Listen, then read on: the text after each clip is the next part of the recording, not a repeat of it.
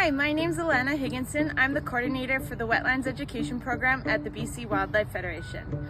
Today we are here at the Quadra Elementary School at the wetland that we helped restore back in 2022. This wetland was created as an educational tool for the school and teachers and students to come out, learn about nature, learn about native plants, invasive plants, and connect with the local nation, the Wewakai, who helped with the signage at this wetland.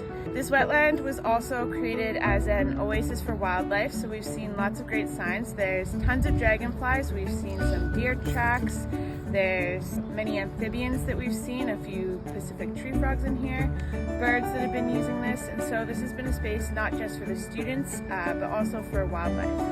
Our team is here today to check on the vegetation at the wetland. The students helped us plant over 500 native plants back in 2022, and today we're just looking at how things have grown in, if there's any invasive species that we need to do maintenance on, and what kind of species we're seeing here.